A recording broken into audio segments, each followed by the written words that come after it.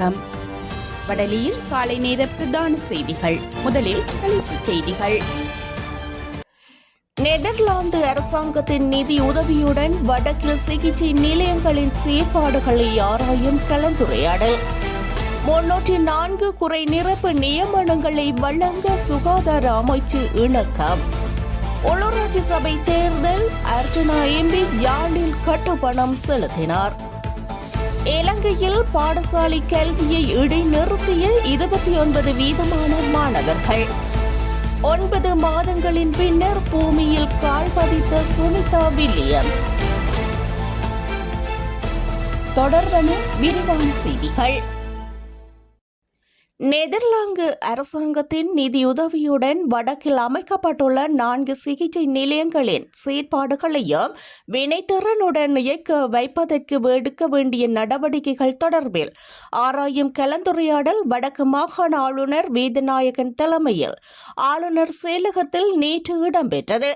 பருத்தித்துறை ஆதார மருத்துவமனை, கிளிநொச்சி மாவட்ட மருத்துவமனை, மாங்குளம் ஆதார மருத்துவமனை, வவுனியா மாவட்ட மருத்துவமனை ஆகியவற்றில் விசேட சிகிச்சை நிலையங்கள் அமைக்கப்பட்டுள்ளன.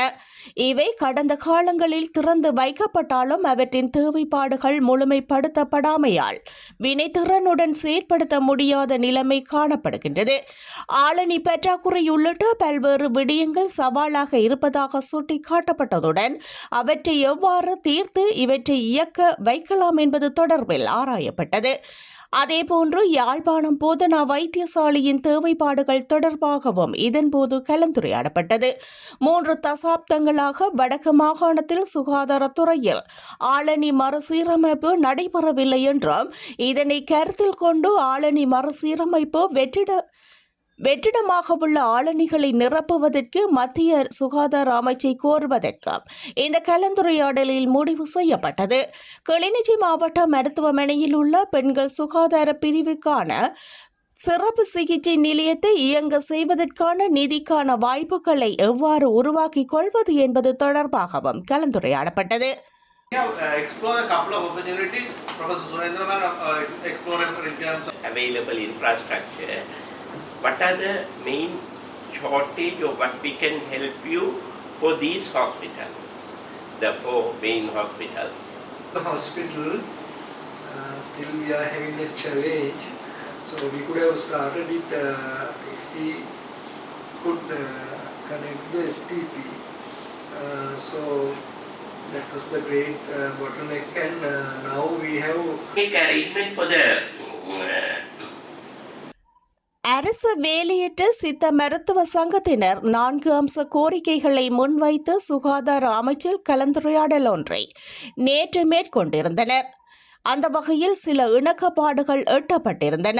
ஏற்கனவே உள்ளக பயிற்சியை முடித்த 1689 ஆயுர்வேதம், சித்த மற்றும் யுவானி வேலையற்ற மருத்துவர்களுக்கு உடனடி நியமனங்களை வழங்குதல், தற்போது உள்ளக பயிற்சி பெற்று வரும் 374 உள்ளக மருத்துவ அலுவலர்களுக்கு அவர்களின் பயிற்சி முடிந்தவுடன் உடனடி நியமனங்களை வழங்குதல், எதிர்வரும் ஆண்டுகளில் இன்டர்ன்ஷிப் எனப்படும் உள்ளக பயிற்சியை முடித்தவுடனேயே உடனடி நியமனங்களை வழங்குதல், நாட்டின் மக்கள் தொகைக்கு ஏற்ப சுதேச மருத்துவர் எண்ணிக்கையையும் சமூக நல மருத்துவர் எண்ணிக்கையையும் அதிகரித்தல் போன்ற தீர்மானங்கள் எடுக்கப்பட்டன.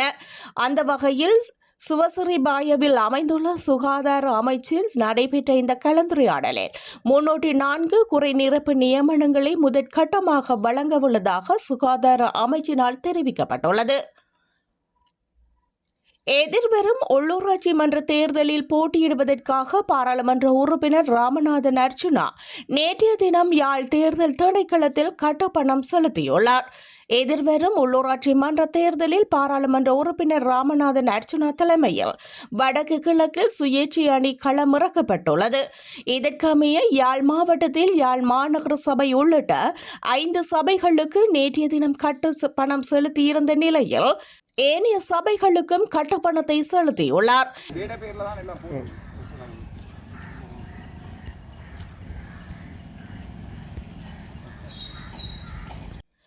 ஆழியவளை கடற்றொழிலாளர் கூட்டுறவு சங்கத்தினர் பாரிய மோசடியில் ஈடுபட்டதாகவும் பயனாளிகளுக்கு அநீதி இழைத்ததாகவும் குற்றச்சாட்டு முன்வைக்கப்பட்டுள்ளது.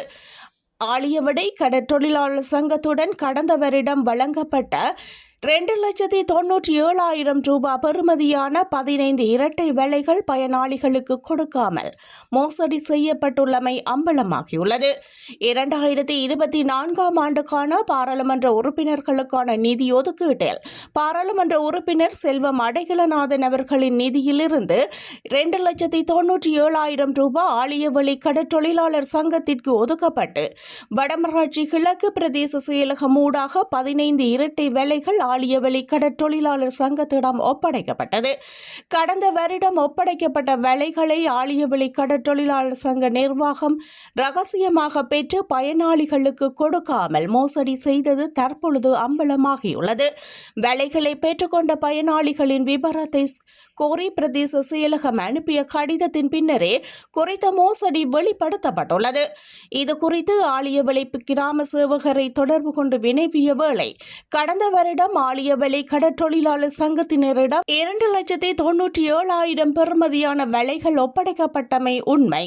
அத்துடன் வேலை பெற்றமையானது மீனவர்கள் யாருக்கும் தெரியாது என்ற முறைப்பாடு எமக்கு கிடைக்கப்பட்டுள்ளது என தெரிவித்தார். பாரிய மோசடியில் ஈடுபட்ட ஆழியவளை கடற்றொழிலாளர் சங்க நிர்வாகம் மீது உடனடி நடவடிக்கை எடுக்குமாறும் ஆழியவளை மீனவர்கள் கோரிக்கை விடுத்துள்ளனர். இலங்கையில் உள்ள 3.5 மில்லியன் இளம் தலைமுறையினர் 29% பாடசாலை மாணவர்கள் கல்வி நடவடிக்கைகளை இடைநிறுத்தியுள்ளதாக ஆய்வொன்றில் தெரியவந்துள்ளது.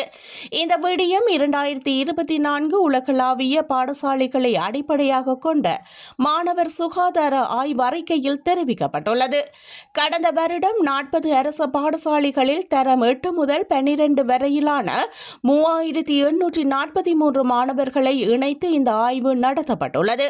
இந்த சுகாதார ஆய்வு அறிக்கையானது சுகாதாரம் மற்றும் வெகுசன ஊடக பிரதி அமைச்சர் டாக்டர் கன்சக விஜயமுனி தலைமையில் சர்வதேச பிரதிநிதிகளின் பங்கேற்றலுடன் வெளிப்படுத்தப்பட்டுள்ளது.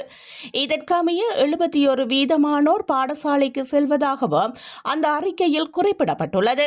மேலும் 29.3% அதிக எண்ணெய் கலந்த உணவை பெற்றுக்கொள்வதுடன் 40.9% மாணவர்கள் நாளாந்தம் அதிக சீனி கலந்த உணவுகளை உட்கொள்வதாகவும் அறிக்கையில் குறிப்பிடப்பட்டுள்ளது. யாழ்ப்பாணத்தில் காப்போத சாதாரண தர பரீட்சை எழுதிவிட்டு திரும்பிய மாணவர்களிடம் உயர்தர வகுப்புக்கான விளம்பர கையேடுகளை பெற்றுக் கொள்ளுமாறு மர்ம நபர்கள் பலவந்தமாக திணித்துள்ளனர். இந்த சம்பவம் நேற்று முன்தினம் இடம்பெற்றுள்ளது.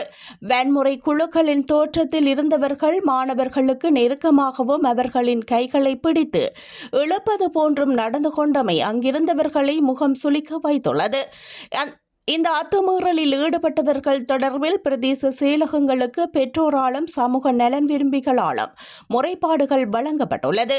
அதனைத் தொடர்ந்து சம்பவ இடத்திற்கு பகுதிக்கு பிரதேச செயலகத்தின் உரிய அதிகாரிகள் சென்று விசாரணைகளை மேற்கொண்டதுடன் மாணவ மாணவிகள் பாதுகாப்பாக வீடு திரும்புவதற்குரிய நடவடிக்கைகளையும் மேற்கொண்டனர். யாழ்ப்பாண மாவட்ட நாடாளுமன்ற உறுப்பினர் ராமநாதன் அர்ச்சுனா மீது சபாநாயகர் நடவடிக்கை எடுப்பார் என்று அரசாங்கம் எதிர்பார்ப்பதாக அமைச்சரவை பேச்சாளர் டாக்டர் நலிந்த ஜெயதிச நேற்று தெரிவித்தார். இடம்பெற்ற அமைச்சரவை முடிவுகளை அறிவிக்கும் வாராந்த மாநாட்டில் கருத்து தெரிவிக்கும் போதே அவர் இவ்வாறு தெரிவித்தார். சமீபத்திய நாடாளுமன்ற கூட்டத்தொடரின் போது மனித உரிமைகள் வழக்கறிஞர் ஸ்வஸ்திகா அருளிங்கத்திற்கு எதிராக பாலியல் ரீதியான இழிவான கருத்தை வெளியிட்டதற்காக இந்த நடவடிக்கை மேற்கொள்ளப்படலாம். அதேவேளை நாடாளுமன்றத்தின் கௌரவத்தை பாதுகாக்கவும் நாடாளுமன்ற சிறப்புரிமைகளுக்கு பின்னால் ஒளிந்து கொண்டு குறிப்பிட்ட நாடாளுமன்ற உறுப்பினர் இனவெறி அறிக்கைகளை வெளியிடுவதை தடுக்கவும் சபாநாயகர் நடவடிக்கை எடுப்பார் என்று எதிர்பார்ப்பதாகவும் நலிந்த ஜெயதிச தெரிவித்துள்ளார். 9 மாதங்களுக்கு பின்னர் சர்வதேச விண்வெளி நிலையத்திலிருந்து இந்திய வம்சாவளியை சேர்ந்த சுனிதா வில்லியம்ஸ் உள்ளிட்டோர் பாதுகாப்பாக பூமி திரும்பியுள்ளனர். 17 மணி நேர பயணத்திற்கு பின்னர் புளோரிடாவில் உள்ள கடற்கரையில் அவர்களது விண்கலம் தரையிறங்கியது. தரையிறங்கிய டிராகன் விண்கலத்திலிருந்து விண்வெளி வீரர்களை ஸ்பேஸ் எக்ஸ் குழுவினர் மீட்டுள்ளனர். அதன் பின்னர் அவர்கள் மருத்துவ பரிசோதனைக்கு உட்படுத்துவதற்காக அழைத்து செல்லப்பட்டுள்ளனர். 9 மாதங்களுக்கு பிறகு சுனிதா வில்லியம்ஸ் பூமியில் கால் பதித்த நிகழ்வை நாசா நேரலையாக ஒளிபரப்பியுள்ளது. இந்திய வம்சாவளியை சேர்ந்த அமெரிக்க விண்வெளி வீராங்கனை சுனிதா வில்லியம்ஸ் மற்றொரு வீரரான புஷ் வில்மோர் கடந்த ஜூன் 5ஆம் தேதி ஸ்டார் லைனர் விண்கலம் மூலம் சர்வதேச விண்வெளி மையத்திற்கு சென்றனர். இவர்கள் இருவரும் ஆய்வுகளை நிறைவு செய்து 8 நாட்களில் பூமிக்கு திரும்ப இருந்த நிலையில் ஸ்டார்லைனர் விண்கலத்தில் தொழில்நுட்ப கோளாறு ஏற்பட்டது கண்டறியப்பட்டது. விண்கலத்தின் தஸ்டீர் கோளாறு வாயு கசிவும் கண்டறியப்பட்டதால் சுனிதா வில்லியம்ஸ் மற்றும் புட்ஸ் வில்மோர் பூமிக்கு திரும்புவதில் சிக்கல் ஏற்பட்டது.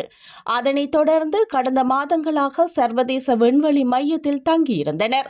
இந்த நிலையில் எலான் மஸ்கின் ஸ்பேஸ் எக்ஸ் நிறுவனத்தின் விண்கலம் மூலம் சுனிதா வில்லியம்ஸை பூமிக்கு அழைத்து வர அமெரிக்கா முயற்சி செய்தது. இதையடுத்து ஸ்பேஸ் எக்ஸ் நிறுவனத்தின் குரூ டிராகன் விண்கலம் பால்கன் 9 ராக்கெட் மூலம் கடந்த சனிக்கிழமை விண்வெளிக்கு அனுப்பப்பட்டது. இந்த மீட்பு விண்கலத்தில் ரஷ்ய நாட்டை சேர்ந்த கில் பெஸ்கோவ் உள்ளிட்ட 4 விண்வெளி வீரர்கள் இருந்துள்ளனர். அந்த விண்கலம் நேற்று முன்தினம் சர்வதேச விண்வெளி நிலையத்தை சென்றடைந்துள்ளது. குரூ டிராகன் விண்கலம் அமெரிக்க நேரப்படி நேற்று இரவு 10:45 மணிக்கு விண்வெளி நிலையத்தில் இருந்து விடுவிக்கப்பட்டுள்ளது. சுமார் 9 மாதங்களுக்கு பின்னர் சுனிதா வில்லியம்ஸ் பூமிக்கு திரும்பும் நிலையில் ஒட்டுமொத்த உலகமும் எதிர்பார்க்கும் நிகழ்வாக மாறியிருந்தது. நாசா தனது அனைத்து மிஷன்களையும் போலவே இதனையும் நேரடியாக ஒளிபரப்பியுள்ளமையும் குறிப்பிடத்தக்கது.